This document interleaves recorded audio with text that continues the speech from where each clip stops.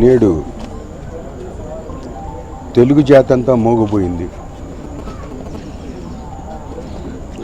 తెలుగు జాతి కన్నా కూడా తెలుగు భాషకి తీరని లోటు నారాయణ రెడ్డి గారి హఠాన్ మరణం. వారికి, మా తండ్రి గారికి, అలాగే నారాయణ రెడ్డి గారికి నాకు ఎన్నో ఏళ్ల అనుబంధం. నాకన్నా ముందు మా తండ్రి గారితో వారికి అనుబంధం ఎక్కువ.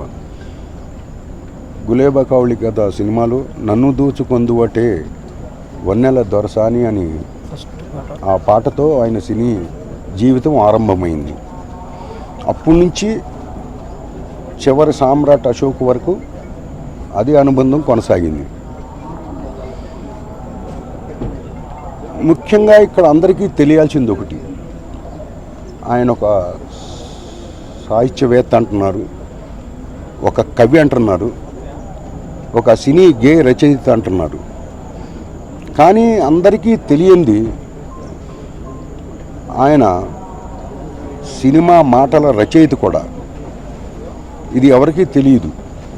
ముఖ్యంగా ఆయన మొట్టమొదటగా నేను అనుకుంటున్నాను మా నాన్నగారు కాంతారావు గారు నటించిన ఏకవీర సినిమాకి ఆయన డైలాగ్స్ రాశారు సినిమాకి.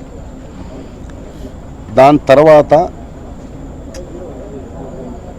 మా నాన్నగారు బాలకృష్ణ నటించి రామకృష్ణ సినీ స్టూడియోస్ నిర్మించిన అక్బర్ సలీం అనార్కలి సినిమాకి మాటలు రాయటం, సినిమాకి మాటలు రాయటం జరిగింది. ఆయన ఆ సినిమా మొత్తం పాటలు కూడా వారే రాయటం జరిగింది. అలాగే నా సినిమా బ్రహ్మం తాత చెప్పింది ఈ సినిమా కూడా, తెల్లా పెళ్ళామ సినిమా కూడా వారే పాటలు రాయటం జరిగింది. ముఖ్యంగా తెలుగు భాషకి తీరని లోటు ఇవాళ, అది పోడ్చలేనిది. మనమందరం ఆశ్చర్యం ఒకసారి ఆలోచించాలి.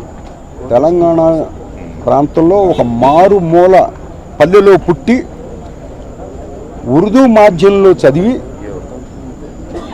తెలుగులో మరి పాటలు రాయటం, గేయ రచయితగా, మరి సాహిత్యవేత్తగా, ఒక విమర్శ వచ్చే విమర్శకులుగా కూడా ఉన్నారు. ఒకప్పుడు నాన్నగారికి వారికి ఒకటి జరిగేది సంభాషణ, ఏమండి ఇది కాదండి అంటే అది కాదని నాన్నగారి దగ్గర నిర్మోహమాటంగా చెప్పే వ్యక్తి ఆయన. అలాగే ఎంత పెరిగినా ఎంత ఒదిగుండాలన్నది కూడా మరి వారి దగ్గరే ఉంది. ఇప్పుడు మనం ఒకసారి ఆలోచించాలి. నారాయణ రెడ్డి గారు రండి అని ఒకసారి కూర్చోబెట్టుకుని, ఏమండి దుర్యోధనుడు ఎక్కడన్నా పాటలు పాడతాడా అని అడగటం, ఇది ఎక్కడా జరగలేదు అంటాం.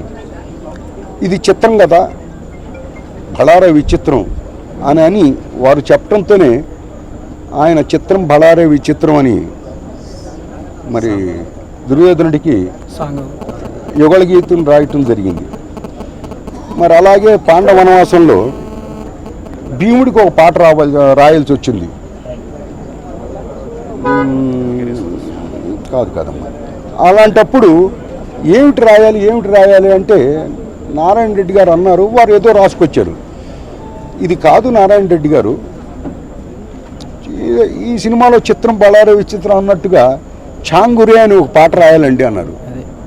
అంటే మీరు కూడా ఒకసారి గతంలో నారాయణ రెడ్డి గారి ఇంటర్వ్యూలో కూడా వారు చెప్పారు ఒకసారి, అసలు చాంగురే అన్నది తెలుగు భాషలో తెలుగు పదాల్లో ఎక్కడా లేదు. అయినా సరే దాన్ని స్ఫూర్తిగా తీసుకుని చాంగురే బళా రాజా అని మరి శ్రీకృష్ణ పాండయంలో భీముడికి పాట రాయటం జరిగింది. కాబట్టి ఆ తరం గొప్ప తరం అంతరించిపోతుంది. ఇక భాషకు మట్టికి తీరని లోటు. నేను ఒకటే విజ్ఞప్తి చేస్తున్నాను, అంటే ఈ సందర్భంలో మన అనొచ్చో అనకూడదో నాకు తెలియదు, అయినా సరే ఉన్నమాట నేను అంటాను.